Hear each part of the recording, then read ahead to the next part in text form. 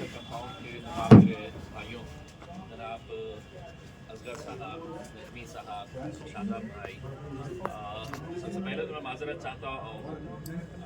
मैं मुस्तफ़ाबाद जा रहा था, लेकिन शादाब भाई ने मुझसे कहा कि ये जो आज मीटिंग अभी लगी है उसमें मेरा रहना ज़रूरी है, तो मैं वापस पलटा के इधर आया।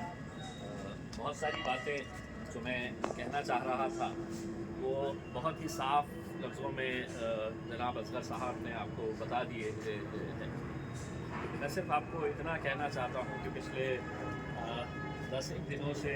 जिस तरह की मेहनत हम लोग कर रहे हैं, ख़ास तौर से हमारे शायद असदुद्दीन अवैसी साहब, मैंने उन्हें बहुत सारे इलेक्शन में देखा हूँ काम करते हुए, लेकिन एक तड़प और एक जुनून और एक दीवानगी उनकी जो इस इलेक्शन को लेकर है कि हमें उनको ये मनाना पड़ता है कि साहब एक पदयात्रा कर लें करके, शाम में फिर जलसा है, तो बड़े मुश्किल से मानते हैं। और ये पहला इलेक्शन मैं देख रहा हूँ जहाँ पर उनको शेड्यूल दिया गया तो उन्होंने मुझसे कहा कि नहीं, सुबह के टाइम पे भी हम पदयात्रा करेंगे, शाम में जलसा करेंगे, उसमें और कहाँ पे क्या कर सकते हैं, किससे मुलाकात कर सकते हैं। देखिए, आप खुद जानते हैं कि 70 सीटें हैं, मजलिस सिर्फ 2 सीटें इलेक्शन लड़ रही है, और दोनों ही सीटों के ताल्लुक से आप बखूबी जानते हैं कि कौन कैंडिडेट है, कैसे कैंडिडेट है। आज हम शिफा भाई के घर पे गए थे और उसका वीडियो मैंने अभी आते आते गाड़ी के अंदर मेरे फेसबुक पेज के ऊपर डाला हूँ कि जहाँ पर शिफा भाई की वालदा असद साहब से मिल के एक इल्तिजा कर रही है कि मेरे बच्चे का ख्याल करना करके, और जिस तरीके से वो रो रही है, मेरे हिसाब से किसी भी माँ के लिए ये मंज़र देखना, ये सोचना, उनके बच्चों के लिए, छोटे छोटे 2 मासूम बच्चे जब वो देख रहे हैं कि उनके बाप का हाथ पुलिस वाले पकड़े हुए हैं, जिस बाप का हाथ अपने बच्चों के हाथ में होना चाहिए था, वहाँ पर पुलिस वाले हाथ पकड़े हुए हैं। अब सोचिएगा उन बच्चों के ऊपर क्या गुजरती है, कि अपने आप को कितना बेबस और कैसा महसूस करते होंगे उनकी उम्र देखते हुए उसमें। और यही चीज़ें कि ना मैं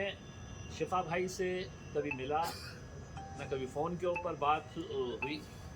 शादाब भाई, असद साहब की बात हुई थी, असद साहब ने मुझसे कहा कि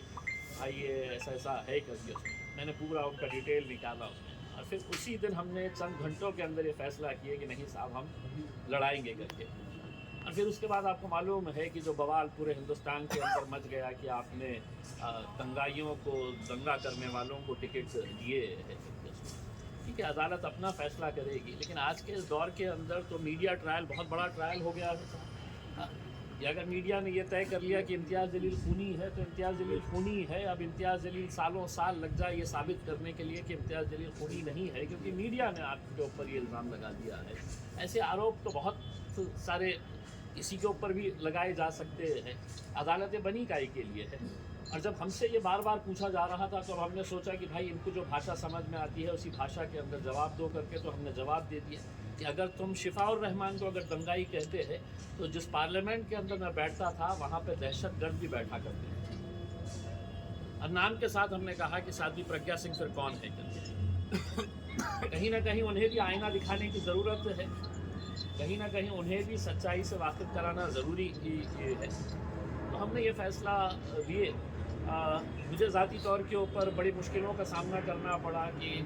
दोनों ही जो उम्मीदवार थे वो हमारे पार्टी से ताल्लुक़ नहीं थे, उसके अंदर पार्टी से लड़ने वाले बहुत सारे लोग थे, लेकिन हमने कड़ा फ़ैसला लिया कि नहीं, हम पूरी ताकत छोड़ देंगे इसके अंदर, क्योंकि ये इलेक्शन महज एक इलेक्शन नहीं है जहाँ पे एक MLA को आप चुनने के लिए जा रहे हैं। हिंदुस्तान का मुसलमान